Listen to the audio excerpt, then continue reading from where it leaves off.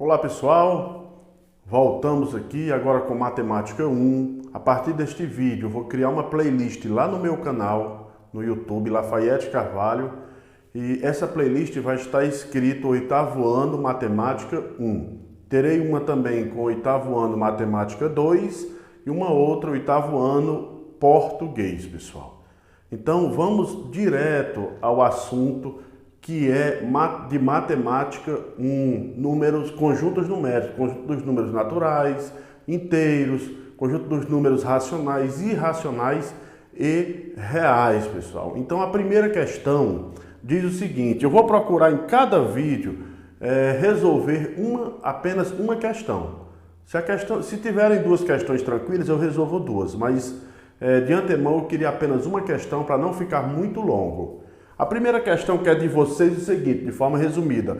Você vai dizer qual número é racional, representado pela letra Q, de quociente, de fração, e qual deles é irracional, pessoal.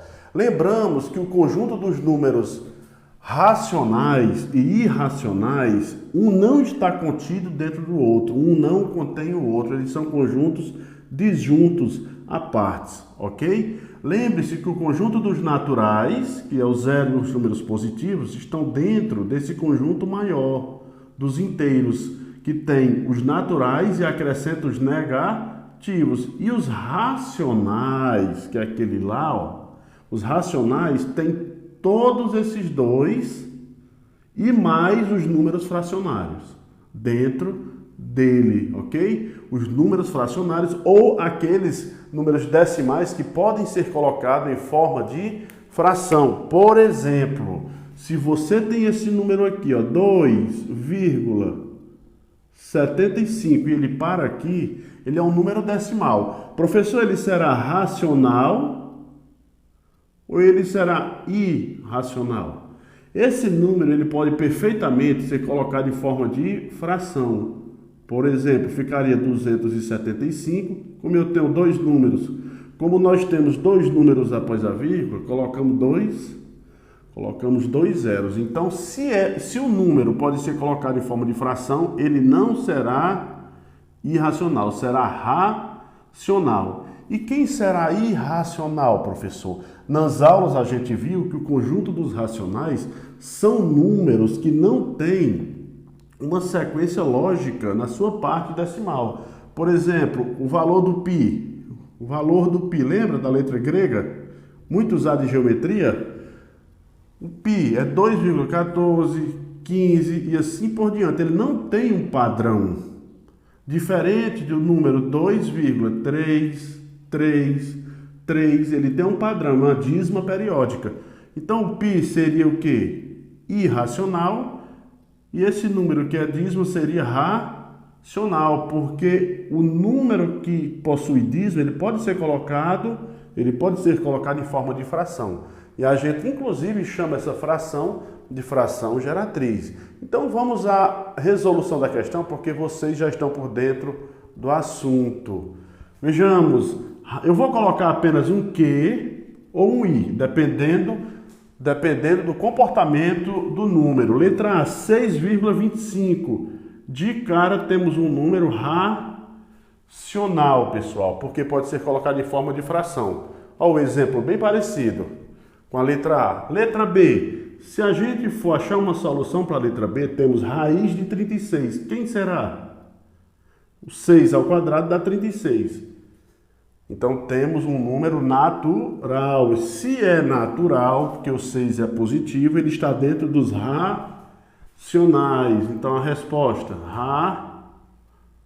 racional. Esse tracinho que a gente coloca na letra, pessoal, significa conjunto, tá bom? Um agregado de coisas. Sempre que você for representar um conjunto, você vai colocar e usar esse tracinho para dizer que é conjunto. A letra C. A letra C parece demais com uma dízima, só que não é, pessoal. Se fosse dízima, seria racional. Como não é dízima, é irracional. Veja, a sequência dele, 0, 1, 0, 0, 1, 0, 0, 0, 1. Não há uma sequência. Sequência seria se fosse 0, 1, 0, 1, 0, 1 ou 0, 0, 1, 001 e assim por diante. Então ele não tem uma sequência exata irracional. A raiz de 30, se você fizer aí a raiz de 30, vai dar 5, alguma coisa. E esse número decimal após a vírgula, após os 5, não será um número que terá uma sequência. Ou seja, não será dízima. Se não é dízima, é irracional. Ok? Então vamos lá. Para quem não acompanhou nossos estudos, deve estar sentindo dificuldade, pessoal. Quem estiver aí no meu canal. Mas esse exercício é voltado para uma turminha de reforço que eu tenho aqui. E eles já estão por dentro do assunto. Se tiver alguma dúvida aí, alguém que não é do reforço, manda lá no meu WhatsApp. Ou então aqui mesmo, nos comentários, viu, do vídeo. Que aí deixa o número do WhatsApp que eu entre em contato e tire sua dúvida. Vejamos, 2, pronto, é isso que a gente tem que entender. Após essa vírgula temos o número decimal. Esse número se repete? 4, 3, aí a pessoa diz, não professor, não se repete porque o 4 não está se repetindo. O 4 não está, mas veja, ó, 43, 43, quem se repete é o 43, então o período é o 43, então é uma dízima periódica, e dízima periódica pode ser colocada em forma de fração.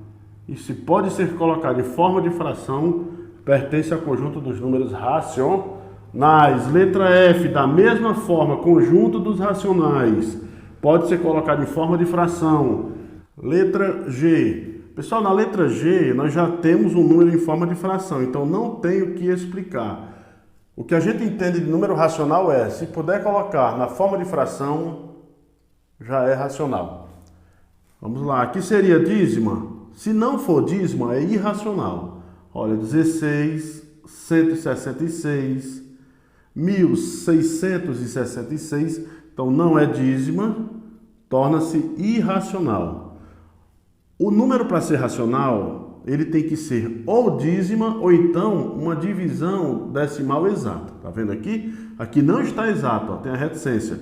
Então só seria racional se fosse uma dízima, uma sequência lógica. O número 10, ele pertence aos naturais, que pertence aos inteiros, que pertence aos racionais.